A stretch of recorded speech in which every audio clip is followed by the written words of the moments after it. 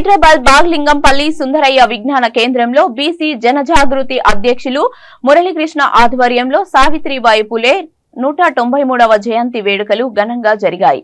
ఈ వేడుకల్లో కేంద్ర పర్యాటక సాంస్కృతిక శాఖ మంత్రి Kishan Reddy, BC commission chairman doctor Krishnamohan Rao, senior Congress నాయకులు వి హనుమంతరావు ముఖ్య అతిథులుగా హాజరయ్యారు। ఈ సందర్భంగా కేంద్ర మంత్రి కిషన్ రెడ్డి మాట్లాడుతూ సాంఘిక దురాచారాలకు వ్యతిరేకంగా జ్యోతిరావు పులేతో పాటు సావిత్రిబాయి పులే విశేషంగా కృషి చేశారని కొనియాడారు। ఉద్యమకారుడి భార్యగా బడుగు బలహీన వర్గాల పేద ప్రజల్లో అనేక రకాలుగా చైతన్యం తీసుకువచ్చారని తెలిపారు। కాంగ్రెస్ నాయకులు వి హనుమంతరావు మాట్లాడుతూ చదువుల తల్లిగా పేరుగాంచిన సావిత్రిబాయి పులే పేరున యూనివర్సిటీ ఏర్పాటు చేయాలని కోరారు। మహిళలు అన్ని విభాగాల్లో రాణించి మహిళా శక్తిని చాటి చెప్పాలన్నారు। ఈ కార్యక్రమంలో బీసీ నాయకులు బెక్కం వెంకట్, బీసీ మహిళా నాయకురాలు నాగ పరిమిళ తదితర నాయకులు పాల్గొన్నారు।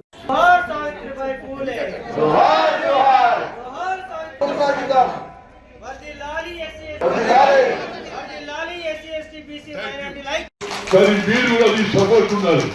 రేపటి నుంచి ఎవరు కూడా సావిత్రి పూలే విశ్వవిద్యాలయం పెట్టాలని స్టేట్మెంట్ ఇవ్వాలి, మీటింగులు పెట్టాలి, అప్పుడే ప్రభుత్వం మీద ఒత్తిడి వస్తుంది। లేకపోతే హనుమంతరావు గారు చెప్పి తెల్లారి పేపర్ ఇవ్వాలా, పేపర్ మీరు కూడా మాట్లాడాలి।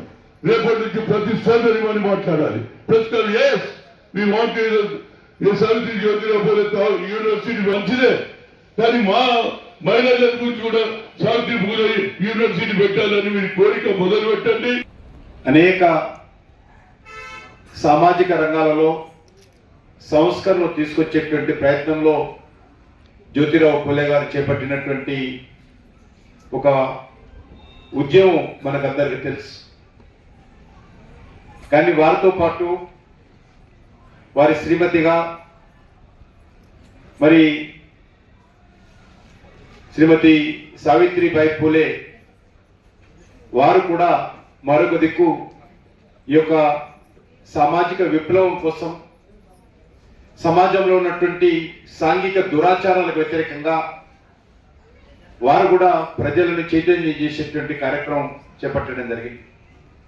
ప్రధానంగా శ్రీమతి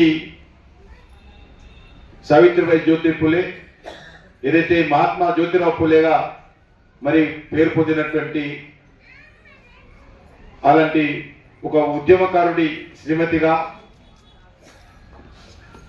బడుగు బలైన వర్గాలలో పేద ప్రజల్లో అనేక రకాల చైతన్యం తీసుకొచ్చేటువంటి ప్రయత్నం చేయడం జరిగింది। ఆమె మనస్ఫూర్తిగా నమ్మిన విషయం ఏంటంటే విద్య లేకుండా సమాజంలో మార్పు రాదు, సాంఘిక దురాచారాలు నిర్మూలన కావు। కాబట్టి దానికి ఆ రోజు మహిళలు చదువుకోవాలంటే ఒక నేరంగా, ఒక అవమానంగా, చిన్న చూపుగా మహిళల పట్ల చూసేవారు। మహిళలు ఎందుకు, వాళ్ళకు చదివేందుకు అనేటువంటి పరిస్థితి ఆ రోజు ఉన్నప్పుడే ఆమె సొంతంగా వాళ్ళ ఇంట్లోనే స్కూల్ పెట్టి మరి అనేక రకాలుగా ప్రజలను చైతన్యం చేసేటువంటి ప్రయత్నం చేయడం జరిగింది। ఆ రకంగా సుమారు 52 స్కూళ్ళు మరి సావిత్రిబాయి గారు ఏర్పాటు చేసి ప్రధానంగా మహిళలను ఆ రోజు సమాజంలో తిరుగుబాటు కూడా వచ్చింది। మహిళలు ఎందుకు చదువుకోవాలి, మహిళలు చదువుకోవాల్సిన అవసరం ఉందా, వాళ్ళు చదువుకొని ఏం చేస్తారు, వాళ్ళ ఇంట్లో ఉండాలి, వంట చేయాలి, పెళ్లి చేసుకోవాలి, బయటికి రావాల్సిన అవసరం లేదు అన్నటువంటి పరిస్థితుల్లో లేదు। మరి వాళ్ళకు కూడా సమాంతరమైనటువంటి హక్కులు ఉండాలి అనేటువంటి దృక్పథంతో మరి సావిత్రి జ్యోతిబాయి పూలే గారు ఆ రోజు 52 స్కూళ్లను పెట్టి చైతన్యం చేసిన విషయం మనం చేస్తున్నారు। అంతేకాదు వితంతు వివాహాలను ప్రోత్సహించారు, బాల్య వివాహాలను వ్యతిరేకించడం జరిగింది, వరకట్న దురాచారాన్ని నిర్మూలించేటువంటి ప్రయత్నం చేయడం జరిగింది। అనేక రకాలుగా సాంఘిక దురాచారాల వ్యతిరేకంగా మరి ఒక అంకిత భావంతో పోరాటం చేయడం జరిగింది। ఈరోజు కూడా మనం చూస్తా ఉన్నాం, బస్తీలలో పోతే ఆడపిల్లలుంటే గవర్నమెంట్ స్కూలు, మగపిల్లలుంటే కాన్వెంట్ స్కూలు ఈ రోజు కూడా ఉంది। ఈ రోజు కూడా అమ్మాయిలంటే నిర్లక్ష్యం ఉంది కొన్ని ప్రాంతాల్లో। కాబట్టి ఆమె స్ఫూర్తితో మనమందరం కూడా సావిత్రి జ్యోతిబాయి పూలే స్ఫూర్తితో ఈ రోజు కూడా మనం ఇంకా ఉద్యమం చేయాల్సిన అవసరం.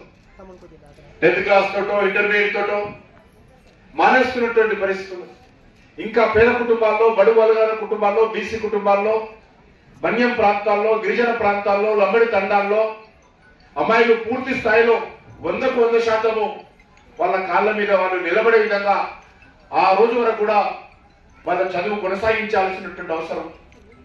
అందుకే ఆ దిశలో ఇంకా మనము ఆమె స్ఫూర్తితో మనం అందరం పనిచేయాల్సినటువంటి అవసరం.